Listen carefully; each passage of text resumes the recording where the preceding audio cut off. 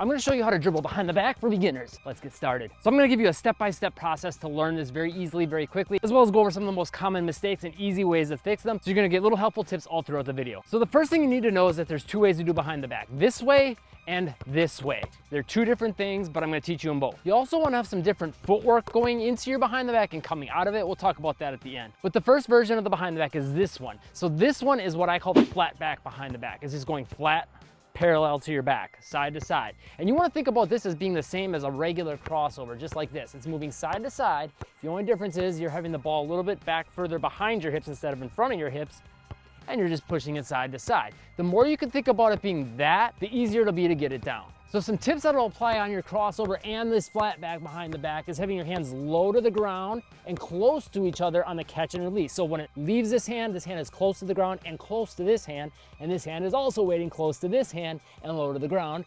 So now I have more time of the dribble where the basketball is in my hand. I have control when the ball is in my hand. When it's not, I don't have control. This gives me more time to feel the basketball early after it comes off the ground, and now that gives me more time to get really good control over it. Now you can't palm it like I just did there, but getting that kind of grip on your behind the back is really important. So you'll see my hands low and close to each other on the catch and the release. I also want to think about having my butt down low here. A lot of times you'll see beginners kind of do this to try to do their behind the back, but that doesn't put you in a good position to move, and it's kind of awkward to even catch and dribble the basketball. So instead, think about sitting more in a chair and dribbling under your butt, getting those hands low. Notice how my wrists kind of hit my butt. Now, for beginners, sometimes I'll cue them same side butt, hit, for this flat back behind the back. So right hand, right butt, left hand, left butt. Or if you just wanna work on getting those hands lower, like I mentioned, being helpful, think about that forearm hitting the butt, and that's gonna help keep those hands down low. Also with your stance, think about keeping more of your weight on the toes or even heels slightly off the ground. A lot of players will tend to put too much weight on their heels, and then they start losing balance coming back,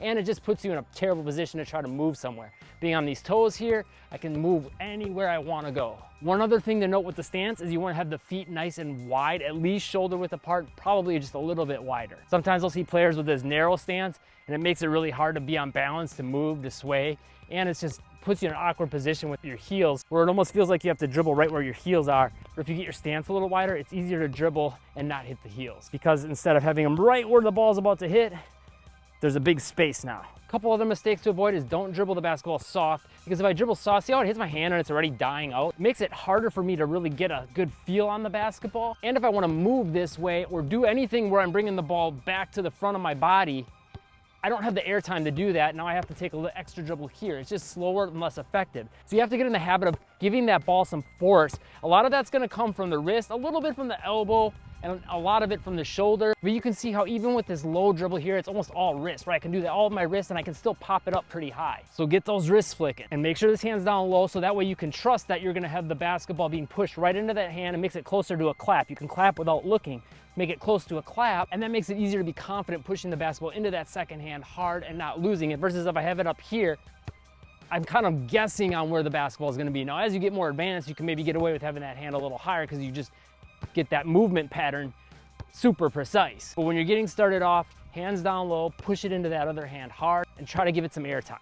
So here's a quick step-by-step sequence to help you learn the flat back behind the back, and then we'll get into the rep. So the sequence would basically be, if you've got a wall, I don't have one here because I'm outside, but you could literally get down in this low stance like you would with your behind the back and push the basketball into a wall, just so you can get comfortable getting power into that dribble and also just get comfortable with that motion. And literally you could start with two hands on the basketball and just boom, bounce pass into the wall, but try to make it hit right here, right in between your legs in the middle, and right under that butt, right into the wall.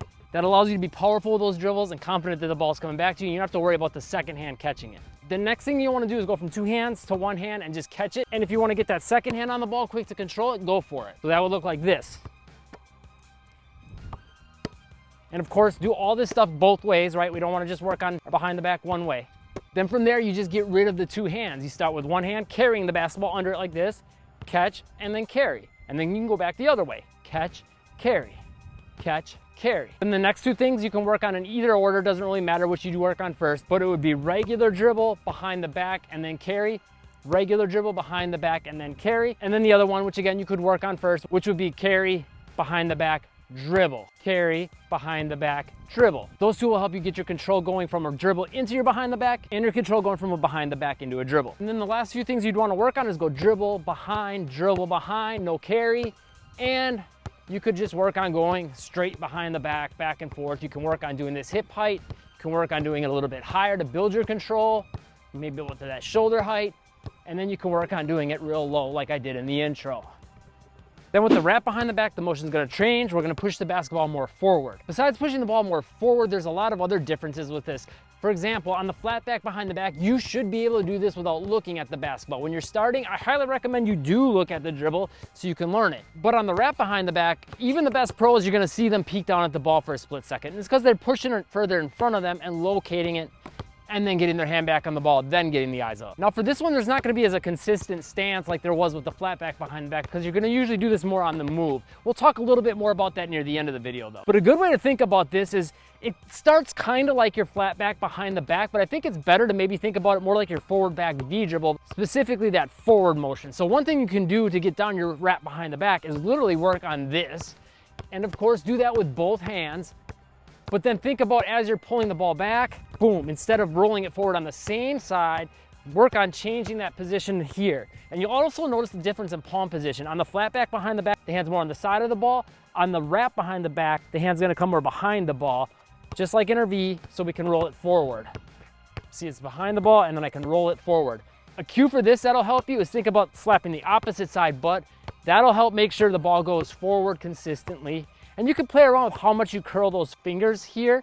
If I curl them more, it's gonna come more back straight forward, or I can even wrap it all the way back to the left side from my left hand. But if I curl less, it's gonna push it more to the side. And then a step-by-step process to help you learn this is kind of what we did before, but you don't wanna change one big thing. Instead of having, like, if you're gonna hit it against the wall, like if I was using the pole as my wall here, on my flat back, I would go here.